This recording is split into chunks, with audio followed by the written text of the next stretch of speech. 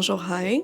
Welcome back to another coffee talk. For those of you who are not familiar with coffee talks, it's a series I have on this channel where every Friday I sit down with a cup of coffee, I sip on it while I talk about different topics that have been on my mind for the past week. And this week is no exception. Today I felt colorful.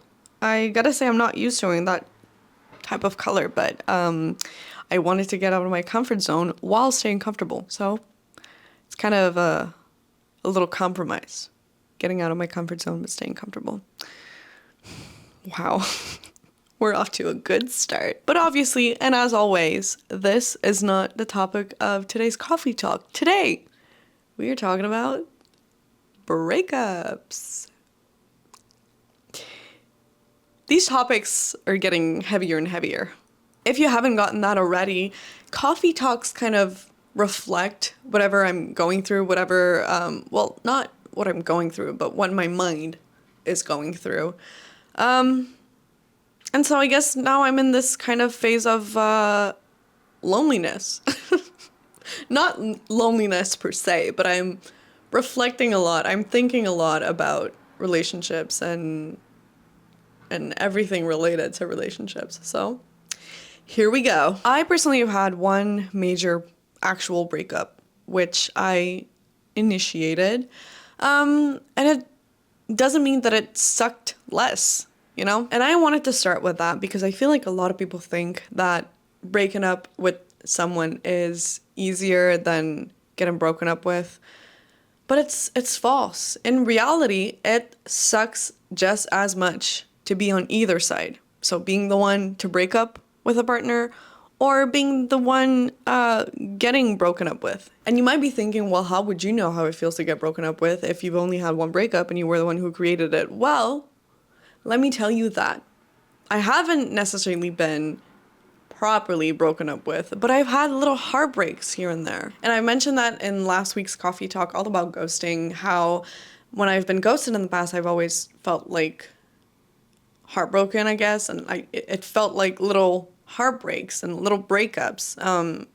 And I haven't been broken up with properly, but I've still gone through the motion of a breakup and being on the other side where I'm the one getting broken up with or getting rejected. Maybe getting rejected would be a better way of putting it. Either way, whether you want to call them breakups or not, I've known how it feels to get rejected and to get broken up with. Even though the relationship was not necessarily super serious, I still felt the disappointment and the sadness and the rejection, quite literally. I've been rejected many, many times in the past, so much so that it has affected all of my relationships because I've always been fearing this rejection. It comes from probably childhood traumas,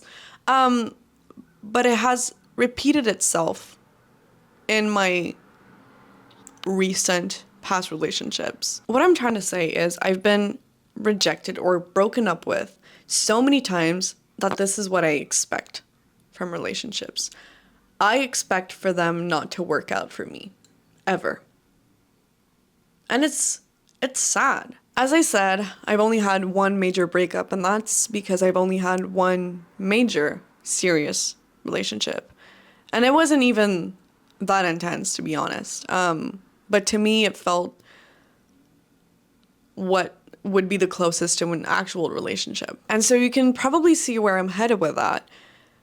Is that because in the past, nothing worked out for me. I held on so tight to that relationship, to that person, that I kind of lost myself in the way.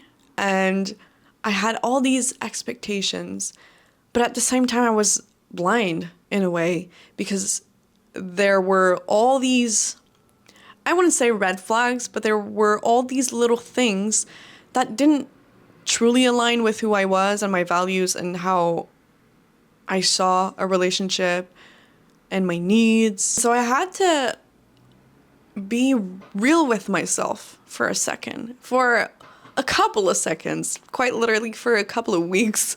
And I had to ask myself the right questions.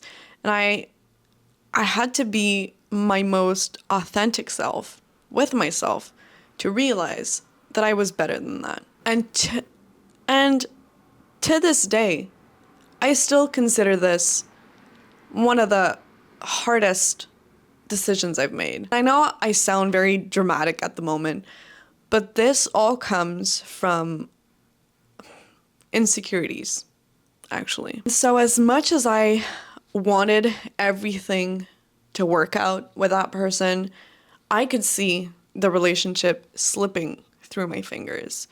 And I tried for many weeks to, I don't know, get a hold of it and put it back together.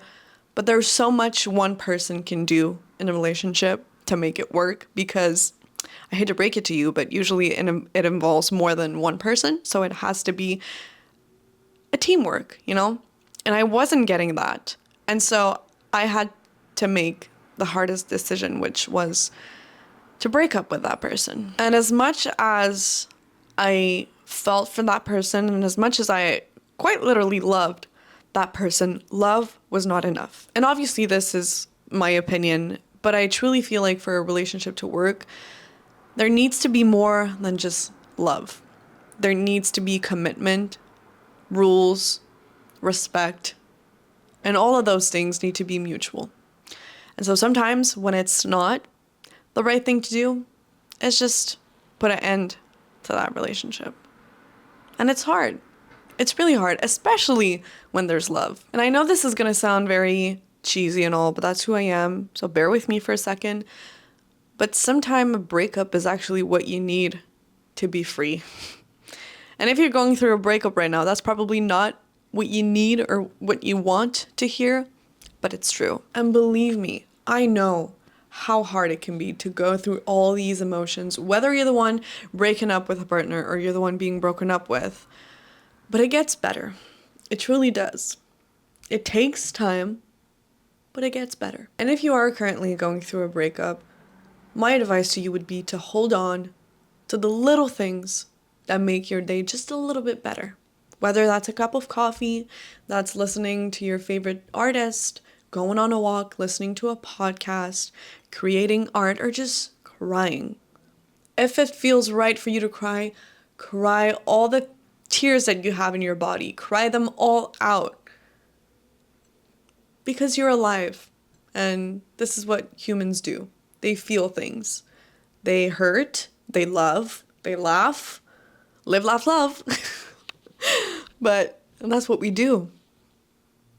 We are creatures of feelings, I guess. You've probably heard this before, but time truly does wonders. It heals you. But you know what else heals you? Friends, family, journaling, therapy. In a way, that's kind of what I'm doing in those coffee talks. I'm doing therapy with myself, for myself, and for anybody who might be interested. Though I want to say I'm not a professional, so don't rely on anything I say, but if it makes you reflect, good. But I'm not a professional. Okay, thanks.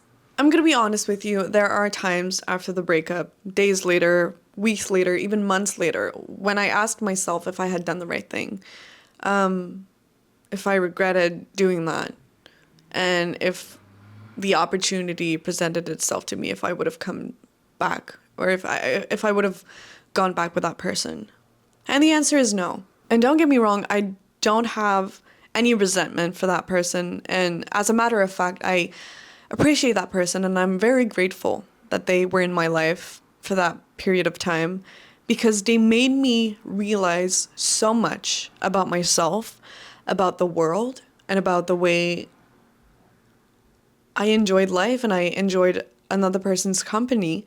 And I do hold them in my heart still. And I keep very good memories and happy memories with them. And that's something that I'm relying on in life, I guess. I've mentioned this in a previous coffee talk, The Art of Letting Go. and how I'm having trouble in life to just let go, especially of people, because I'm a nostalgic person and I love love. And I held on to those memories for a while and they hurt.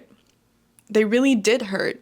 But now they represent a really happy moment in my life. And I think that's the trickiest part about a breakup is not leaning towards anger and frustration. Like it's normal to feel those things, but let them pass because passion is this fine line between love and anger.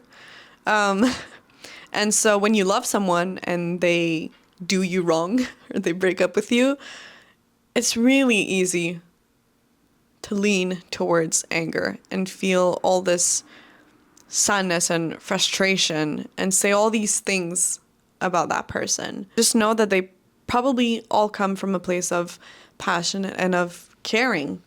And I guess it all comes down to what I said about allowing yourself to feel. It's okay to feel.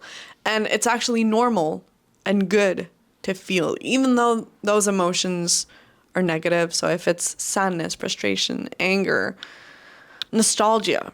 Well, nostalgia can be positive, but my point is allow yourself to feel and allow yourself to be in that moment of grief because it's quite literally grieving somebody.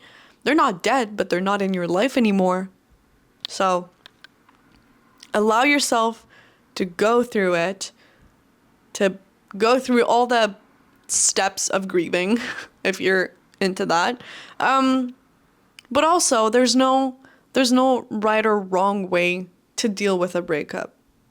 You know yourself and you know how to cope with your own emotions and mechanisms. And yeah, I'm getting lost here, but I guess that if I could sum it all up, breakups are hard, whether you're the one breaking up or being broken up with. You're gonna feel emotions, they're gonna suck, they're gonna hurt, but allow yourself to feel them and time will heal you. So, on that note, I'm going to wrap it up here. Thank you for watching. Thank you for being here. Thank you for supporting me. I truly, truly, truly mean it. Hopefully, I have made a little difference in your day today. If you would like to make a difference in mine, you know what to do. And I'm going to wish you good luck, hang in there, and une bonne journée.